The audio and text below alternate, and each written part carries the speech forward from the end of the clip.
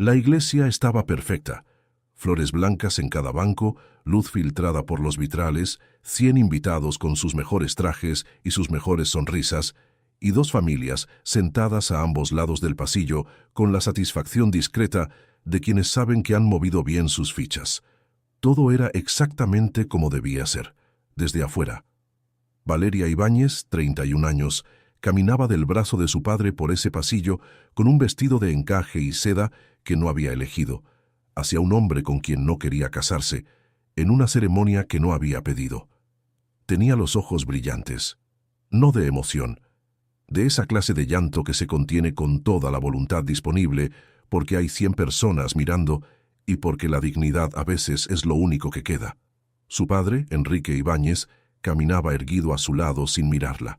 Cuando ella apretó su brazo, él le dio una palmadita en la mano sin aminorar el paso. «Ya te vas a dar cuenta», murmuró con esa convicción serena de quien está completamente seguro de tener razón, de que esto es lo mejor que te pudo haber pasado. Valeria no respondió. Miró al frente, al altar, al hombre que esperaba ahí, Alejandro Montero, 34 años, CEO del grupo empresarial más importante de Madrid, estaba de pie en el altar con la postura de siempre, espalda recta, traje oscuro impecable, corbata gris anudada con precisión milimétrica, la mandíbula en esa tensión característica de quien controla todo lo que puede controlarse. Miraba hacia el pasillo con una expresión que sus socios habrían reconocido perfectamente, la cara de los grandes acuerdos, neutral, calculada, presente sin estar comprometida. Era lo que había decidido que esto fuera, un acuerdo, un contrato con anillos. Pero mientras Valeria avanzaba hacia él, algo que no había calculado empezó a moverse dentro de él de manera silenciosa e inconveniente. No sabía si era la manera en que ella caminaba, con esa espalda recta que gritaba «Estoy aquí, pero no estoy derrotada», o si eran las lágrimas que contenía sin lograrlo del todo, o si era algo más simple y más incómodo que eso, que era extraordinariamente hermosa y que en pocos minutos iba a ser su esposa, y que eso, de alguna forma que no quería examinar, pesaba. Cuando Enrique Ibáñez y su hija llegaron al altar, Alejandro escuchó. No quería escuchar, pero la acústica de las iglesias viejas no perdona los murmullos. «Me tendrías que estar entregando vestida así a Marcos», dijo Valeria entre dientes a su padre con una voz tan baja que fue casi nada. «Al hombre que amo». Enrique no respondió, simplemente puso la mano de su hija en la de Alejandro con la solemnidad de quien cierra una escritura. Alejandro sintió algo abrirse en algún lugar que no tenía nombre, una herida pequeña y sin sentido, porque ¿qué le importaba a él lo que ella sintiera por otro hombre? Puso los ojos levemente en blanco, casi imperceptiblemente, con esa expresión que reservaba para las declaraciones que le parecían un poco infantiles. Fingió no haber escuchado, pero se puso un grado más frío, un grado más irritado, y apretó la mandíbula con una convicción renovada de que esto era un contrato, nada más, y que lo iba a tratar como tal. El sacerdote comenzó la ceremonia, y en medio de ese salón lleno de flores blancas y satisfacción familiar, 2 personas que no se habían elegido se miraron por primera vez en años con la certeza compartida de que esto iba a ser mucho más complicado de lo que cualquiera había calculado. Antes de continuar, quiero que sepan algo. Cuando empecé a seguir esta historia, yo también pensé que iba a ser un desastre, que no había forma de que terminara bien. Me equivoqué completamente. Y ahora los invito a que se equivoquen conmigo. Si ya necesitas saber qué pasa a continuación, dale like, suscríbete y comenta qué personaje te tiene más atrapado. Yo ya sé mi respuesta. Sigan escuchando. Para entender cómo llegaron hasta ahí, hay que retroceder. No mucho, solo lo suficiente. Madrid tiene una memoria larga para los apellidos que importan, y Montero e Ibáñez eran 2 de esos apellidos que la ciudad guardaba en un cajón especial, con respeto, con algo de temor y con la conciencia de que donde uno de esos nombres aparecía, el dinero y el poder siempre andaban cerca. El grupo Montero controlaba el sector inmobiliario y de infraestructura en 4 comunidades autónomas. El grupo Ibáñez dominaba los medios de comunicación y la distribución editorial en todo el país. Solos eran poderosos, juntos serían invencibles. Esa era la lógica que había llevado a Ricardo Montero y a Enrique Ibáñez a sentarse frente a frente en el club privado donde ambos eran socios desde hacía 30 años y acordar lo que a sus hijos les parecería una barbaridad: un matrimonio entre sus hijos, para sellar la fusión de los dos grupos empresariales bajo una misma dirección familiar. La propuesta se había cocinado a fuego lento durante 2 años, en reuniones discretas, en cenas con abogados presentes, en conversaciones que ambos patriarcas habían tenido el cuidado de no mencionar, hasta que todo estuviera suficientemente avanzado como para que la retirada fuera difícil, porque conocían a sus hijos y sabían que la resistencia iba a ser considerable. Alejandro Montero, a sus 34 años, era el tipo de hombre que llenaba una habitación sin proponérselo. Alto, de hombros anchos y una presencia que combinaba autoridad natural con esa clase de atractivo que no necesita esfuerzo para existir. Había construido su carrera con una disciplina que rozaba lo obsesivo, el primero en llegar al despacho, el último en irse, con una mente capaz de procesar información a una velocidad que asustaba a sus competidores y fascinaba a sus socios. Era brillante, era implacable, era capaz de leer a la gente con una precisión que parecía casi injusta. Y no amaba, o si lo hacía, había construido tan bien los muros que ni él mismo sabía que los tenía. Sus padres lo veían pasar de una mujer a otra con una eficiencia que les helaba el corazón. Mujeres que duraban 3 meses, 4 a lo sumo, y que desaparecían sin que Alejandro pareciera sentir absolutamente nada. Carmen Montero, su madre, había dejado de hacer preguntas hacía tiempo. Solo observaba, y en esa observación silenciosa había llegado a una conclusión. Su hijo necesitaba a alguien que no se dejara impresionar por él, alguien que le devolviera la mirada sin pestañear. Eso, más que cualquier fusión empresarial, era lo que la había convencido del plan. Valeria Ibáñez, 31 años, era otra cosa completamente. Inteligente con esa clase de inteligencia que no necesita demostrarse, elegante sin esfuerzo, con una profundidad emocional que coexistía de forma curiosa, con un carácter absolutamente inamovible cuando se trataba de algo que le importaba. Había dirigido la reestructuración editorial del Grupo Ibáñez con una precisión que había sorprendido incluso a los más escépticos del directorio.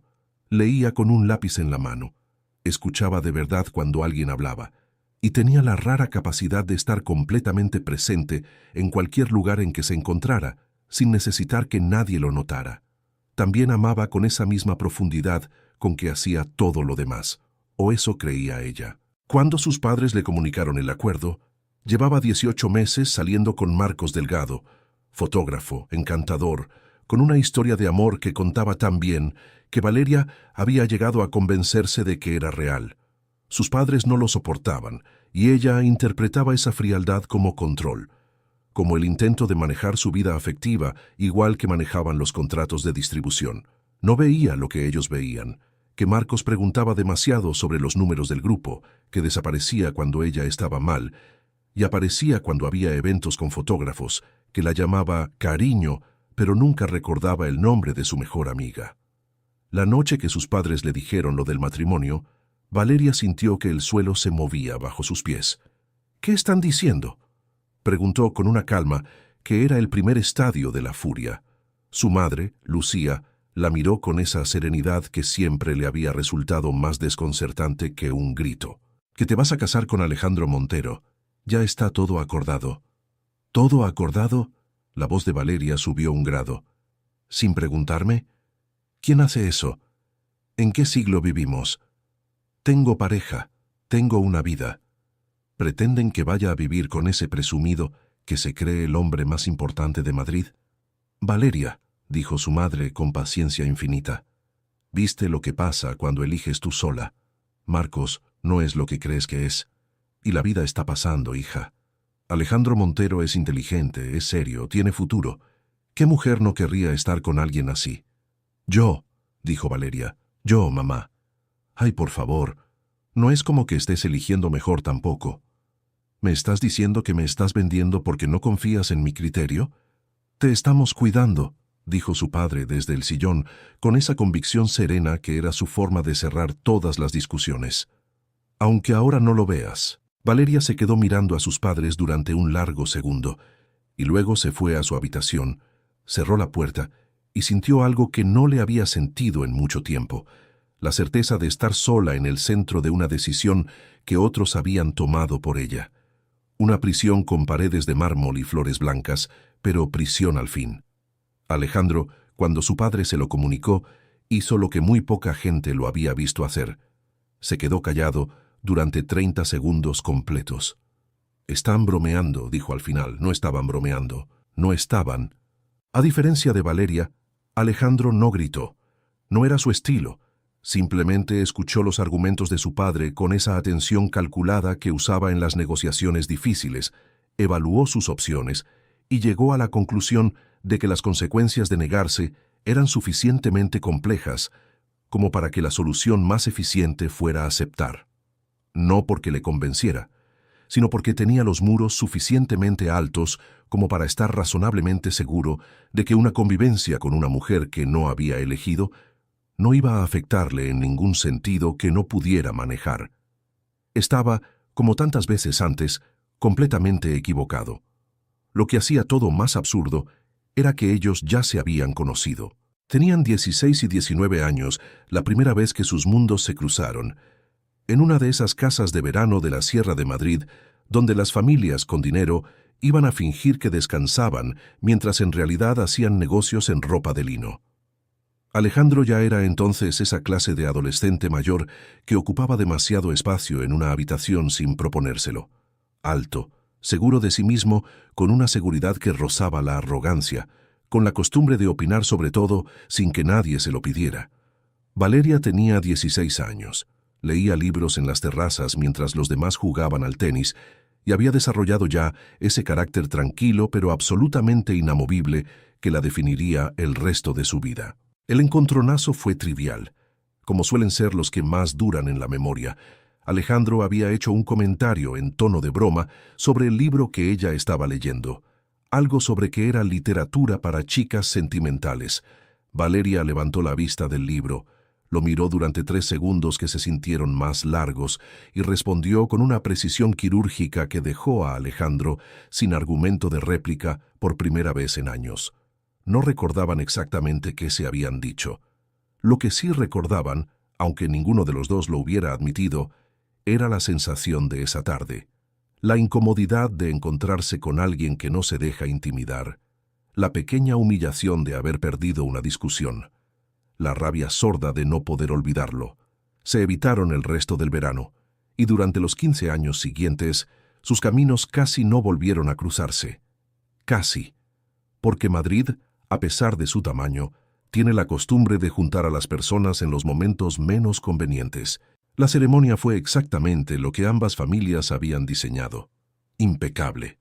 100 invitados, la iglesia llena de luz, una recepción en la finca de los Montero que nadie olvidaría en años. Para los que miraban desde afuera, era la boda del año. Para los que estaban adentro era otra cosa. Alejandro esperaba en el altar con su mejor amigo y socio, Diego Ruiz, a su lado. Diego había prometido no hacer comentarios. Llevaba 20 minutos incumpliendo esa promesa en voz baja. «Podría ser peor», murmuró. Diego: «No, en serio, Alejandro. Deja que te diga algo como amigo. Es increíblemente hermosa tu novia. Novia falsa, sí. Matrimonio arreglado. Todo eso, lo entiendo. Pero, hombre, qué suerte tienes, en serio. Si yo estuviera en tu lugar...» Diego: «Me callo». No se calló. Pero Alejandro ya no lo escuchaba, porque Valeria había aparecido en la puerta de la iglesia del brazo de su padre, y algo en el salón cambió de temperatura, imperceptiblemente para quien supiera leerlo. Caminó por el pasillo central mirando al frente, no a él, al altar, con esa espalda recta que era una declaración de principios, y Alejandro, que había fingido no haber escuchado lo que ella le dijo a su padre al llegar al altar, sintió que una herida pequeña estaba ahí, sin nombre, sin lógica, sin ninguna razón de ser. Dijeron los votos, firmaron los papeles, se dieron un beso que fue tan breve y tan desprovisto de cualquier cosa que la tía mayor de Alejandro soltó un suspiro de decepción audible, y así, sin quererlo ninguno de los dos, comenzó el matrimonio Montero-Ibáñez. Lo que acaban de escuchar fue solo el prólogo. Lo que viene a continuación es donde la historia de verdad empieza. Y les adelanto algo, ninguno de los dos sabía todavía en qué se estaba metiendo. El ático de los Montero en el barrio de Salamanca tenía 4 habitaciones, 3 baños, una cocina que parecía diseñada para alguien que no cocinaba, y exactamente una habitación principal con una sola cama enorme. Eso, en teoría, no debería haber sido un problema. En la práctica lo fue. Pero antes de que llegara la negociación sobre la cama, llegó Carmen Montero. La madre de Alejandro se había presentado en el apartamento con una naturalidad absoluta, 2 horas después de la recepción, bajo el pretexto de ayudar con la instalación de Valeria. Traía flores, una botella de vino y una agenda que resultó ser considerablemente más amplia que la de cualquier mudanza. Valeria, cariño, dijo, recorriendo el apartamento con esa mirada serena que todo lo registraba. La habitación principal es la tuya, por supuesto. Es la más luminosa, tiene el mejor baño y el armario tiene espacio de sobra. Alejandro, ¿has vaciado ya el lado izquierdo del armario? Mamá, dijo Alejandro con una paciencia que ya empezaba a mostrar sus límites. Es una pregunta, hijo. Carmen se volvió hacia Valeria con una sonrisa genuina. ¿A ti cómo te gusta la temperatura de la habitación? Porque este apartamento tiene el sistema de aire un poco peculiar. Tu padre a mí siempre me lo regula antes de que yo entre a dormir. No cuesta nada, ¿verdad, Alejandro? Alejandro abrió la boca, la cerró. ¿Y los muebles? Continuó Carmen sin perder el ritmo. ¿Los ves bien como están? Porque si quieres hacer cambios, la mesita de noche de la derecha podría ir mejor junto a la ventana, y así tienes más luz para leer. Valeria, que había estado observando la escena con una atención creciente, sintió algo que no esperaba. Ganas de reír, no de la situación exactamente, sino de la expresión de Alejandro, ese hombre que controlaba juntas directivas de 100 millones de euros y que ahora miraba a su madre con la cara de quien está calculando cuánto le costaría salir airoso de esto. También observó algo más, que Alejandro, con toda su irritación, no le decía que se fuera, que la escuchaba, que había en esa dinámica entre madre e hijo un respeto profundo que él no verbalizaba pero que estaba ahí, clarísimo. Y Valeria pensó, por primera vez, que quizás las dos familias tenían más en común de lo que ella había querido admitir, que quizás por eso estaban todos metidos en este enredo juntos. Carmen se fue 1 hora después, dejando el apartamento más ordenado, a Valeria con una lista de restaurantes recomendados del barrio, y a Alejandro con la corbata aflojada y una expresión que decía claramente, esto acaba de empezar y ya estoy agotado. Tu madre, dijo Valeria cuando se cerró la puerta. Lo sé, respondió él. No es lo que esperaba. Nunca lo es. Y después de eso vino la negociación sobre la cama, que fue una de las más absurdas que Alejandro había tenido en su vida, y había negociado fusiones de 150 millones de euros. El baño, los horarios de la ducha, quién usaba el lado derecho del tocador, en qué posición quedaba la persiana. Todo con la formalidad de un tratado internacional y la incomodidad de 2 personas que en ningún universo paralelo habrían elegido estar en esa habitación juntas. Yo duermo aquí, dijo Alejandro señalando la cama. Yo también, respondió Valeria. La habitación de invitados tiene un colchón de 1987 y sin blackout. No duermo sin blackout. Bien, pero te quedas en tu lado. No tenía ninguna otra intención. A las 11:30, cada uno en su lado, con 30 centímetros de sábana de frontera diplomática, Valeria dijo en la oscuridad. Buenas noches. Hubo una pausa. Buenas noches, respondió él. Alejandro tardó 40 minutos en dormirse. Valeria, 55. Ninguno lo admitió al día siguiente. Las primeras 2 semanas fueron un experimento en diplomacia forzada. Alejandro era de los que se levantaban a las 6 de la mañana, corrían 40 minutos, duchaban en 10 y estaban en el despacho a las 8 con el primer café encima. Un sistema que había funcionado perfectamente durante años y que ahora colisionaba con el sistema de otra persona que resultaba tener sus propios rituales igualmente inamovibles. Valeria se levantaba a las 7. Necesitaba 20 minutos de silencio absoluto antes de poder hablar con nadie, y tenía una relación con la cafetera italiana de la cocina que bordeaba lo sagrado. Café negro, sin azúcar, en la taza blanca grande que había traído de su apartamento anterior y que Alejandro había movido al segundo estante el primer día porque no combinaba con la vajilla. Esa fue la primera batalla. «La taza va en el primer estante», dijo Valeria, al encontrarla desplazada. «El primer estante es para las tazas del juego de café», respondió Alejandro, sin levantar la vista del periódico. «Esta taza es de café. Es demasiado grande para el espacio. El espacio no tiene sentimientos. La taza sí». Alejandro levantó la vista. La miró. Ella lo miraba con esa expresión que decía: «Soy perfectamente consciente de lo absurdo que suena esto, y no me importa». La taza volvió al primer estante. Lo que nadie les había dicho era que la convivencia tiene una forma muy específica de erosionar las defensas. No de golpe, de a poco, en los detalles pequeños que se acumulan sin que nadie los nombre. Alejandro descubrió que Valeria trabajaba con música clásica de fondo y que cuando estaba concentrada tarareaba sin darse cuenta, que leía con un lápiz en la mano, con una letra pequeña y ordenada, que dormía boca abajo con el brazo doblado bajo la almohada, que cuando se reía de verdad cerraba los ojos un segundo antes de que sonriera la boca. No era que prestara atención, era que ella simplemente estaba ahí todos los días y las cosas sobre ella se instalaban en su memoria sin pedirle permiso. Valeria, por su parte, descubrió que Alejandro era más ordenado de lo que nadie sospecharía, que doblaba la ropa antes del cesto, que trabajaba hasta las 10 con disciplina casi monástica, que cuando algo no le salía bien, llegaba a casa con una tensión en los hombros que no verbalizaba, pero que ella aprendió a leer en la forma en que dejaba las llaves sobre la consola del recibidor. También descubrió, y esto lo guardó en un lugar al que prefería no asomarse, que cuando Alejandro salía de la ducha por las mañanas y cruzaba el pasillo hacia el vestidor con solo la toalla puesta, era muy difícil no mirar, no porque quisiera, sino porque los hombros son los hombros y los abdominales son los abdominales, y hay cosas que el cerebro registra antes de que el resto de la persona tenga tiempo de poner objeciones. Valeria se volvió muy eficiente en mirar hacia otro lado. Eso que acaban de escuchar, esa guerra microscópica de tazas y turnos de baño y miradas que se cortan a tiempo, eso es exactamente donde empieza todo. No en los besos, no en las declaraciones. En el momento en que alguien te resulta difícil de ignorar, aunque lo estés intentando con todas tus fuerzas.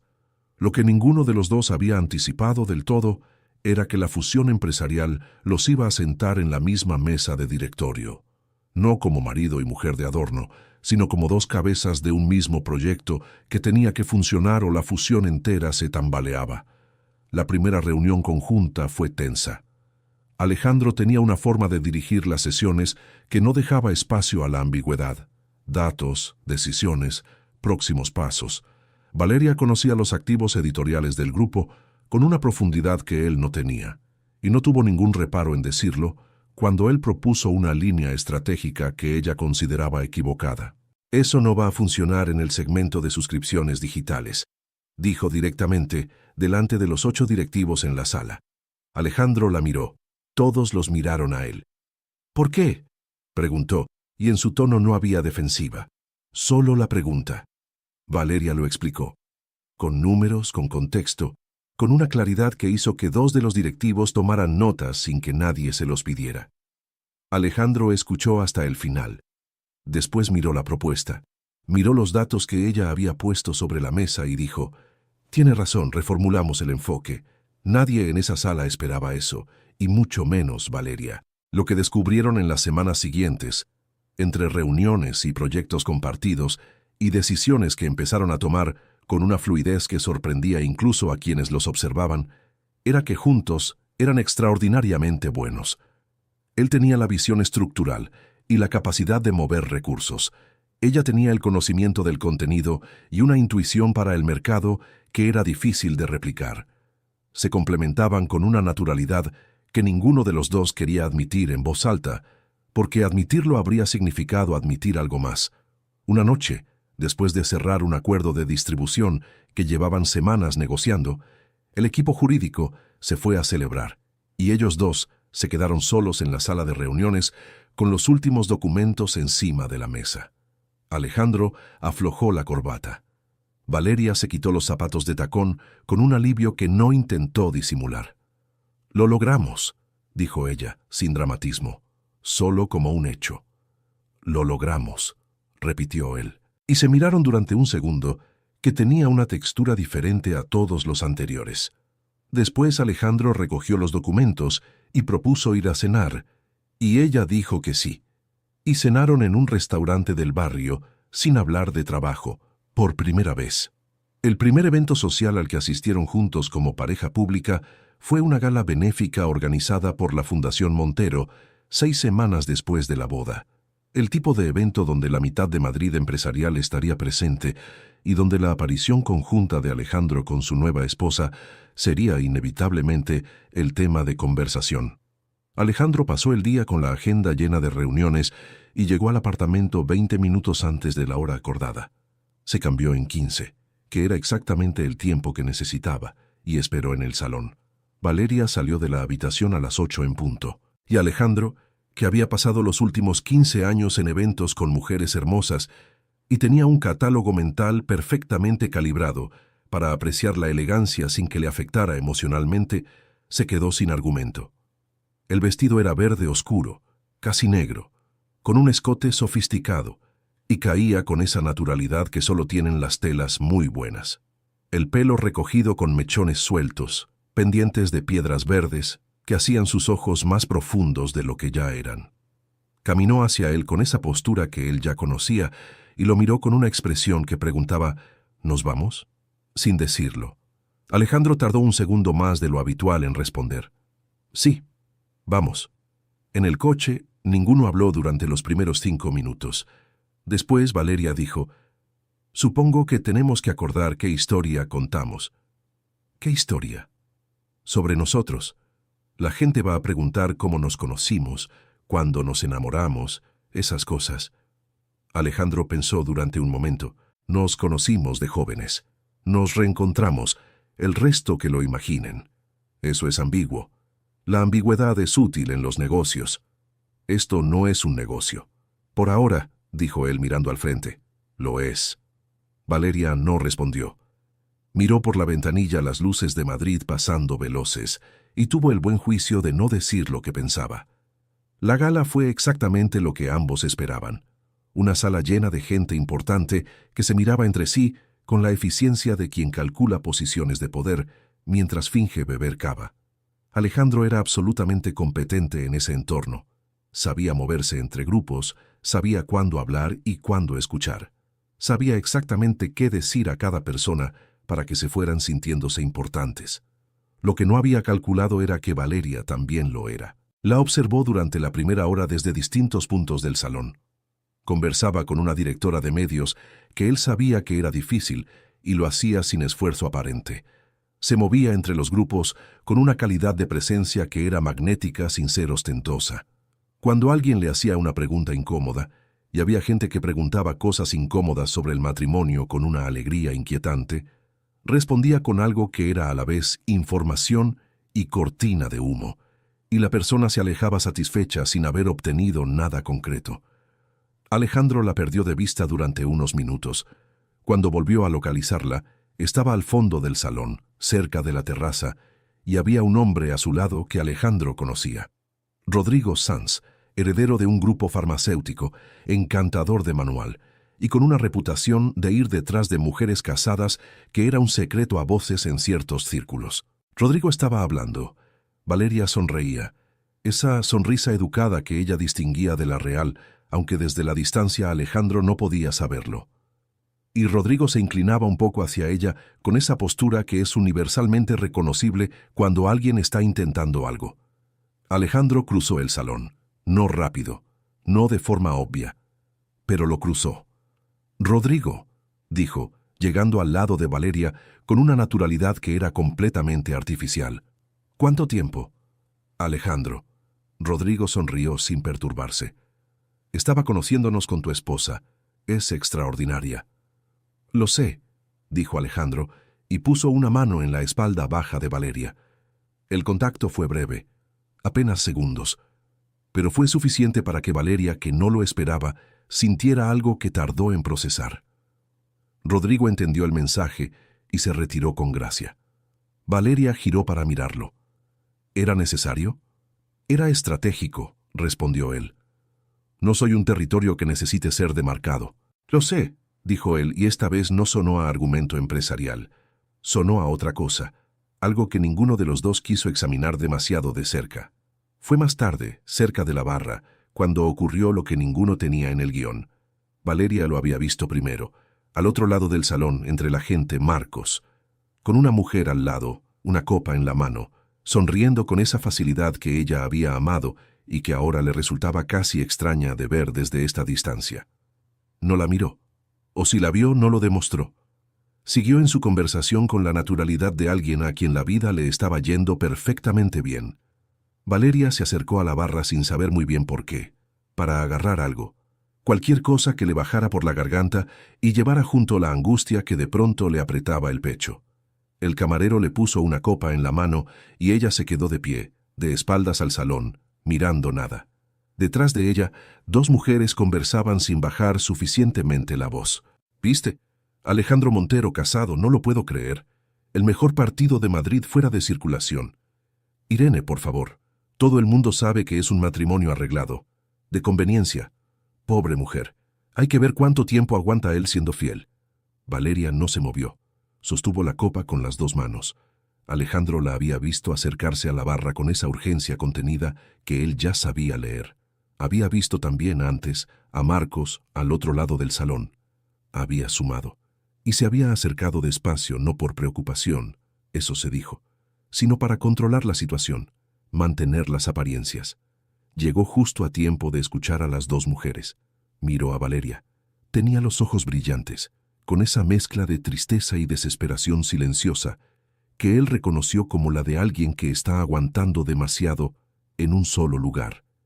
Y entonces Alejandro tomó una decisión sin pensarla demasiado, que era la única forma en que tomaba las decisiones que de verdad importaban. Se acercó a ella por el lado, le puso la mano en la cintura con una suavidad que no era su registro habitual, y dijo, lo suficientemente alto: «Mi amor, ¿dónde te habías metido? 10 minutos lejos de ti, y ya me dan síntomas de ansiedad». Lo dijo con una sonrisa que era completamente nueva, algo entre pícaro y genuino, y la acercó un poco más. Y antes de que ella pudiera responder, ni procesar ni tomar ninguna decisión al respecto, la besó. No largo, no cinematográfico. Había tenido un momento de duda real, porque era sin permiso, y Alejandro Montero no hacía cosas sin calcular las consecuencias, y la consecuencia que más temía era que ella lo apartara delante de todo el salón. No lo hizo. Valeria no lo apartó. Se quedó quieta un segundo, y luego no se apartó, y eso fue todo lo que él necesitaba saber. Cuando se separaron, Alejandro sintió algo que no tenía nombre todavía, un alivio mezclado con una alegría absurda, casi adolescente, la de quien temía el rechazo y descubre que no llega. Lo guardó inmediatamente detrás de la expresión habitual. Valeria, en cambio, sintió gratitud pura, sin complicaciones, por alguien que había leído el momento exacto y había actuado. Las dos mujeres de la barra ya no hablaban. Marcos, si había estado mirando, ya tenía su respuesta, y ella tenía la copa en la mano y el corazón un poco menos apretado que antes. ¿Era mentira lo que él había demostrado? Valeria miró su perfil en el camino de vuelta al salón y decidió que esa pregunta podía esperar. En el coche, de vuelta a casa, ninguno habló durante los primeros minutos. Madrid pasaba por las ventanas con su ruido nocturno, y el silencio entre ellos tenía una textura diferente a la de siempre, menos armadura, más cosas sin decir. Fue Valeria quien habló primero. «No tenías que hacer eso», dijo en voz baja. «En serio, no era necesario». Alejandro condujo un momento más antes de responder. Cuando lo hizo, miraba al frente, con esa calma que ella ya había aprendido a distinguir de la indiferencia. «Eres una mujer que está muy por encima de los comentarios de personas con poco criterio», dijo. «No merecían ni tu atención. Y en cuanto a los que no supieron cuidar lo que tenían». Hizo una pausa breve, casi imperceptible. Eso es un problema de ellos, no tuyo. Valeria lo miró de perfil. Él no giró la cabeza. De todas formas, añadió él, con esa practicidad que usaba cuando quería cerrar un tema, lo que hice fue simplemente evitar que una conversación inconveniente se volviera un problema mayor. Nada más que eso. Claro, dijo ella. Lo sé. El beso fue solo por eso. Lo dijo con una neutralidad perfecta. Y Alejandro no respondió. Pero en el interior de Valeria, algo pequeño y silencioso empezó a moverse. Tal vez ese hombre no era exactamente lo que había decidido creer desde el principio. Tal vez los muros que él mostraba no eran todo lo que había detrás. Tal vez, y esto lo pensó muy rápido, casi sin dejárselo terminar, había algo ahí que valía la pena mirar un poco más de cerca. Llegaron al apartamento sin volver a hablar del tema. Pero la pregunta que ella había decidido postergar en la gala ya no estaba tan quieta como antes. Fue un martes por la mañana, semanas después, cuando ocurrió la escena de la toalla, completamente accidental. Valeria tenía reunión a mediodía y trabajaba desde casa. Alejandro había tenido una llamada con Nueva York que lo había retrasado. Ella bajó a buscar café. Él acababa de salir de la ducha. Solo la toalla, el pelo aún húmedo, el teléfono en la mano revisando algo. Valeria lo vio antes de que él la viera a ella. Tuvo exactamente 3 segundos, quizás 4, antes de que él levantara la vista. 3 o 4 segundos en los que el cerebro de Valeria cometió el error de procesar la información con más detalle del necesario. Los hombros anchos, la línea del cuello, la forma en que la toalla quedaba baja en las caderas y dejaba visible la musculatura del abdomen y esa línea que baja hacia... «Buenos días», dijo Alejandro, sin perturbarse lo más mínimo.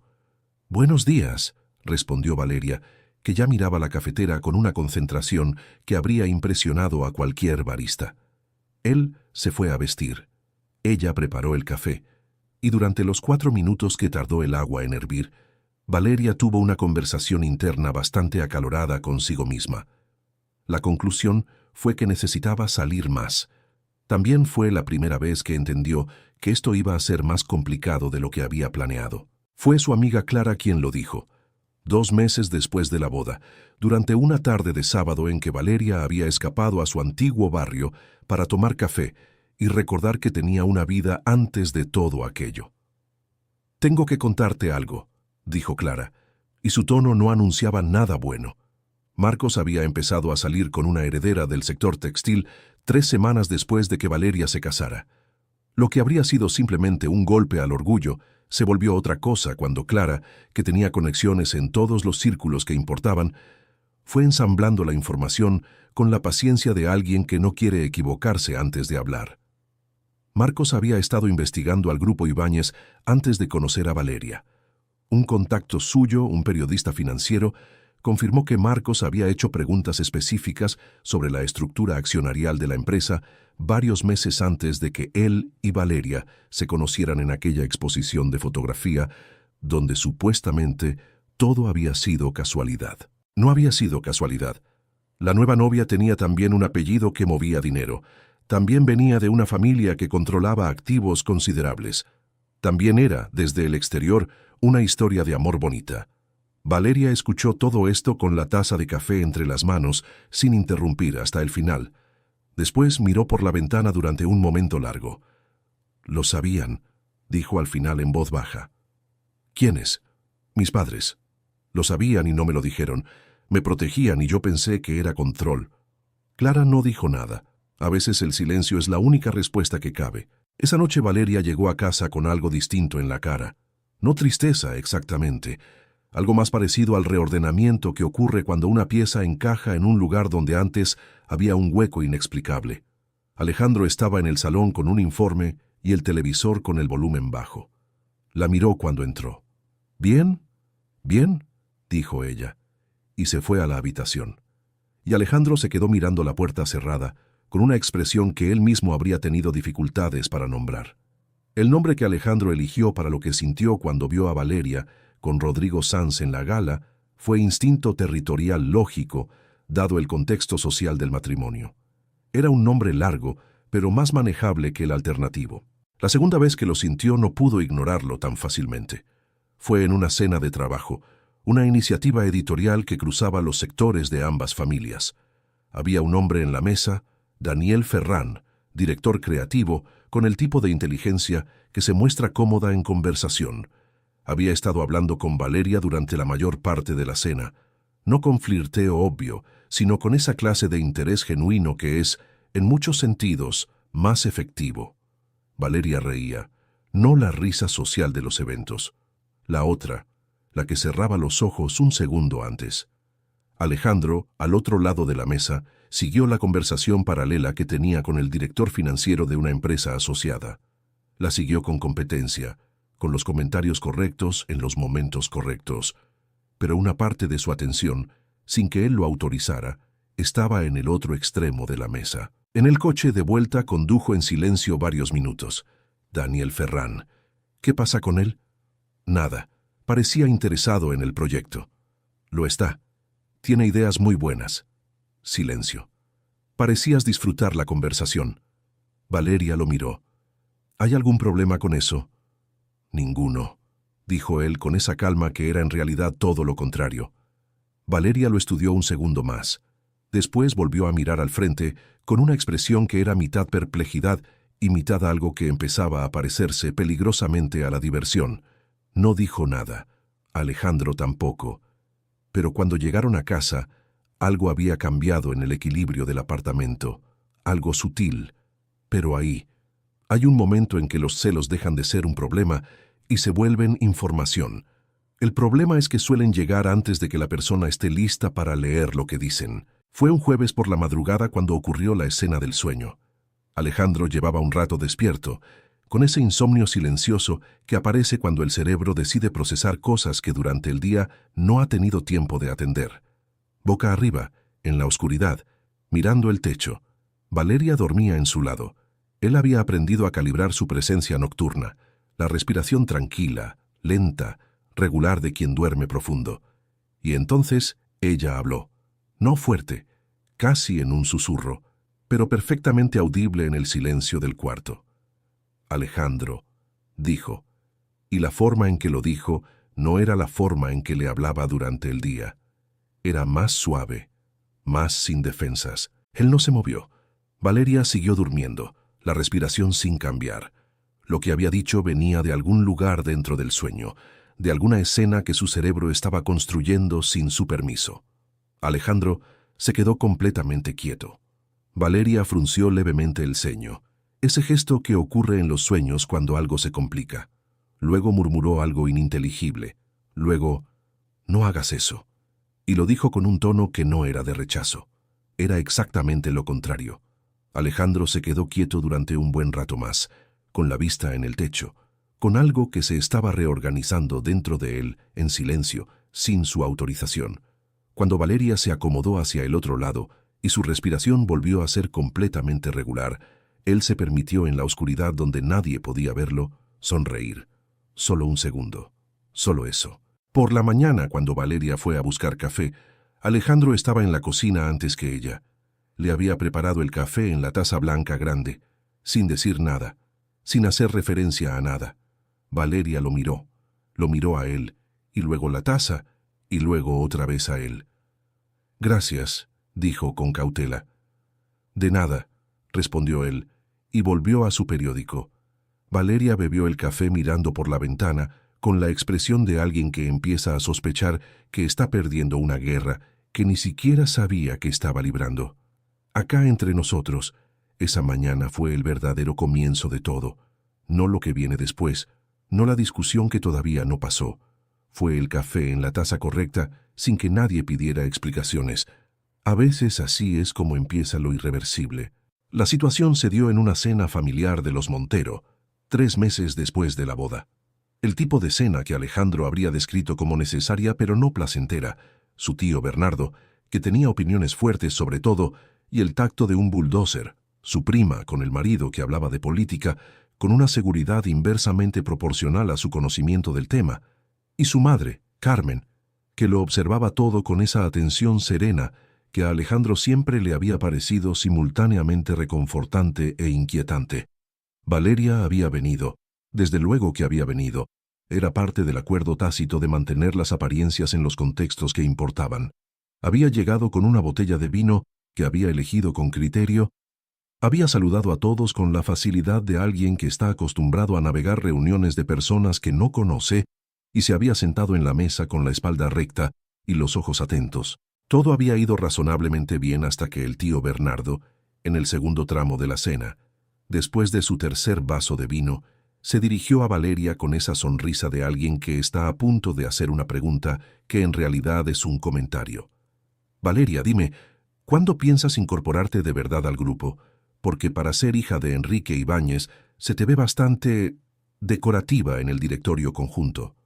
Hubo un segundo de silencio en la mesa. Valeria no se inmutó. Abrió la boca para responder, pero Alejandro llegó primero. Bernardo, dijo con esa calma que no era calma. Valeria dirigió la reestructuración editorial del Grupo Ibáñez hace 2 años. Fue la responsable de la expansión digital que triplicó los ingresos del sector de suscripciones. Si eso te parece decorativo, te sugiero que revises tus criterios antes de tu próxima inversión. El tío Bernardo parpadeó. La mesa siguió. La conversación continuó hacia otro territorio, pero Valeria, que había escuchado todo, se quedó con algo instalado en el pecho que no supo bien qué hacer con ello. Al otro extremo, Carmen Montero había observado toda la escena en silencio, y en ese momento sonrió apenas con esa tranquilidad específica de quien ve exactamente lo que esperaba ver. Su plan estaba funcionando. Perfectamente. En el coche, de vuelta, guardaron silencio varios minutos. «No necesitaba que lo hicieras», dijo ella. «Lo sé. Puedo defenderme sola». «También lo sé». «Entonces, ¿por qué lo hiciste?» Alejandro tardó un momento. Miraba la calle iluminada al frente. «Porque no me dio tiempo a no hacerlo», dijo, y sonó más honesto de lo que él mismo había planeado. Valeria lo miró.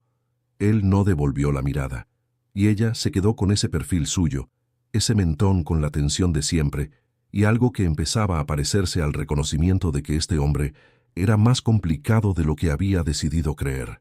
La discusión llegó en forma de noche de lluvia, 4 meses después de la boda, después de una semana en que ambos habían estado demasiado ocupados, demasiado tensos, demasiado cerca del límite. Había empezado por algo pequeño, una agenda, un evento que Alejandro había aceptado sin consultarle, que colisionaba con un compromiso de ella. «No soy tu asistente», dijo Valeria. «Si vamos a hacer esto, necesito que me consultes. Es un evento de trabajo. No pensé que necesitara autorización. No es autorización, es consideración. Hay una diferencia. Valeria, no dramatices». Y ahí fue donde algo que llevaba meses contenido encontró la grieta. «Que no dramatice». La voz de Valeria no subió, fue más fría. «Llevo 4 meses viviendo en una casa que no elegí, casada con un hombre que no elegí, ajustando mi vida a un acuerdo que firmaron otras personas. Si tengo una opinión sobre cómo organizo mi tiempo, no es dramatizar. Es lo único que me queda de autonomía». Alejandro la miró, y algo en lo que ella había dicho llegó a un lugar que no estaba preparado. «¿Crees que esto es fácil para mí?», dijo, y su voz tenía algo que ella no le había escuchado antes, algo sin el control habitual. «¿Crees que yo elegí esto? ¿Que quería casarme con alguien que me mira como si fuera parte del problema desde el primer día? Porque lo eres. Ambos lo somos. Esa es exactamente la cuestión, Valeria». La lluvia golpeaba los cristales. El silencio que siguió fue denso. «Tengo miedo», dijo él finalmente, y la frase le costó un esfuerzo físico considerable. «No de ti, de esto.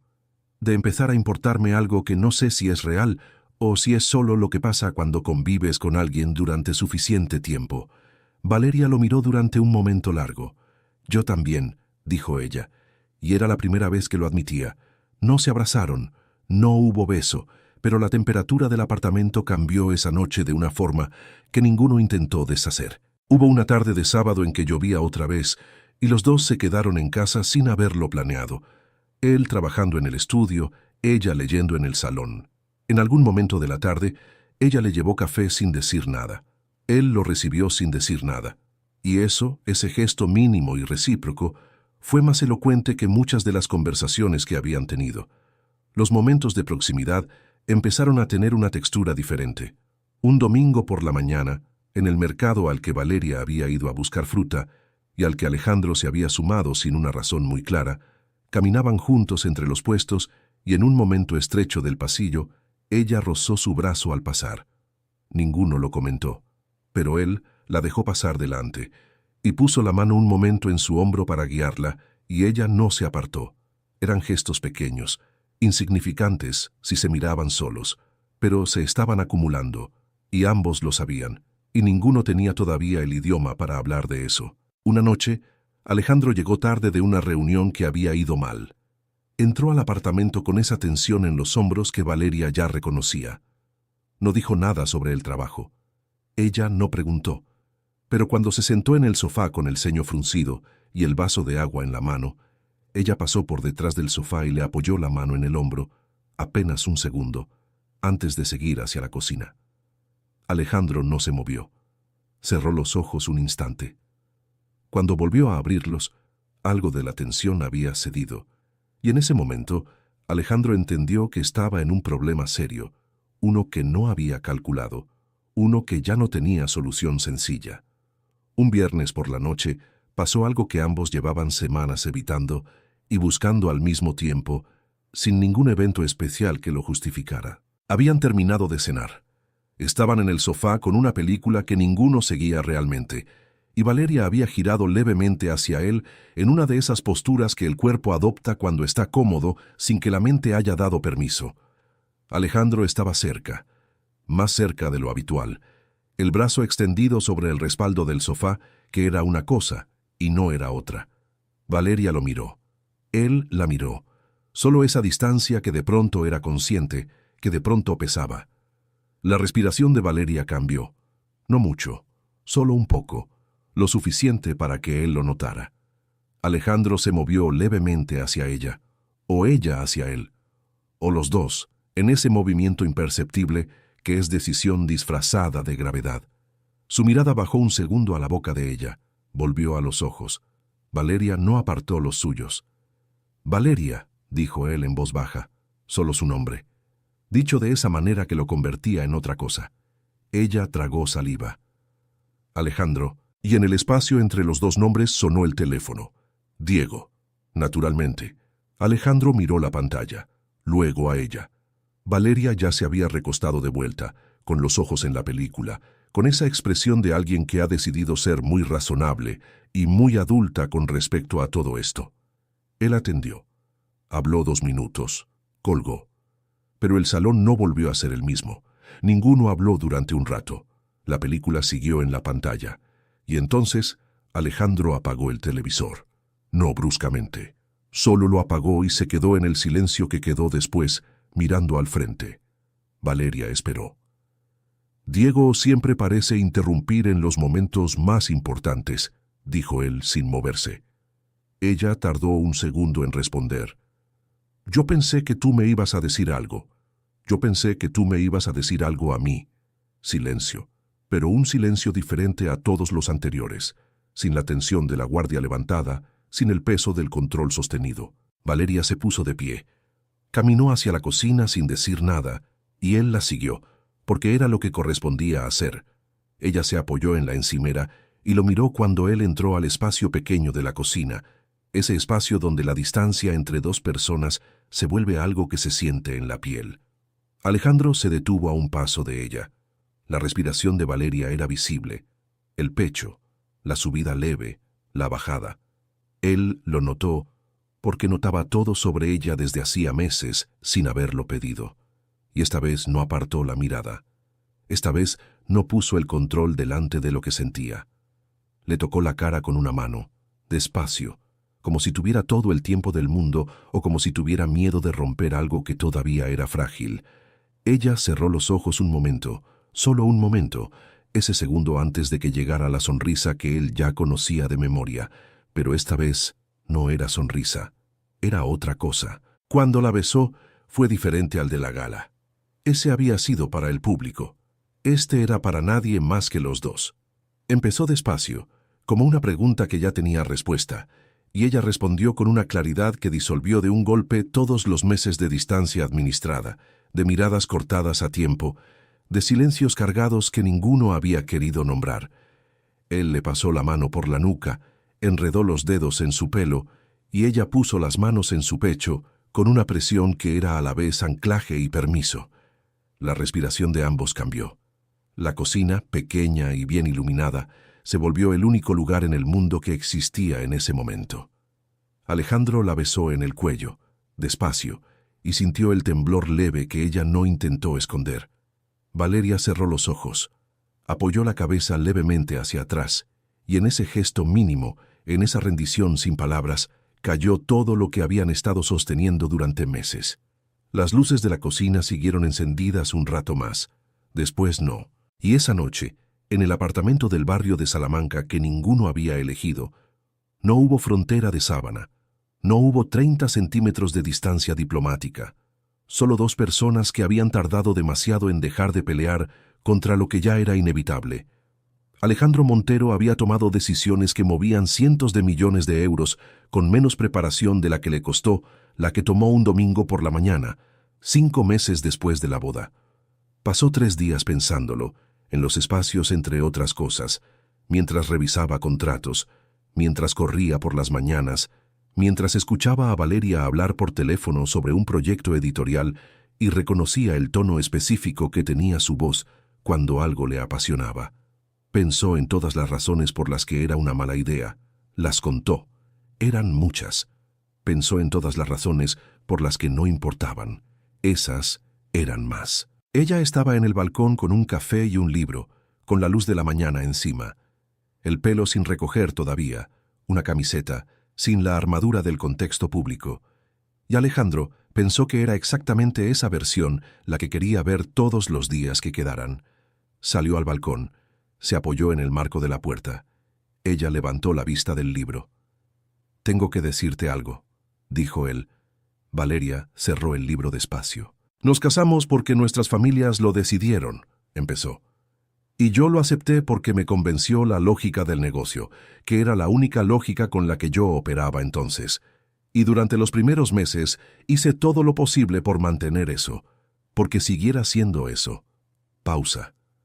«Pero hay algo que no calculé, que eres imposible de ignorar cuando uno está cerca, que eres más inteligente que la mayoría de las personas con las que trabajo, y más valiente, y más justa, que tienes razón cuando me confrontas y odio admitirlo, pero es verdad, que la última vez que estuve mal de verdad, lo que me ayudó no fue ninguna reunión ni ningún resultado de negocio, fue que pusiste la mano en mi hombro un segundo y no dijiste nada, que eso me alcanzó».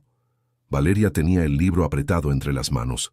No dijo nada. «No te estoy pidiendo que finjas. No te estoy pidiendo que esto sea lo que no es. Te estoy pidiendo que te cases conmigo de verdad. Que lo que empezó como un contrato se convierta en algo que elegimos. Que yo lo elijo. Te elijo a ti». La ciudad hacía su ruido suave abajo. Una paloma pasó por el borde del balcón sin detenerse. Valeria lo miró durante un momento que a Alejandro le pareció razonablemente eterno. «Eres insoportable», dijo ella, con una voz que no era de rechazo. «Lo sé. Eres controlador y a veces condescendiente y mueves mis cosas de sitio. Trabajo en eso. Y no me preguntaste si me gustaba el apartamento. Te pregunto ahora».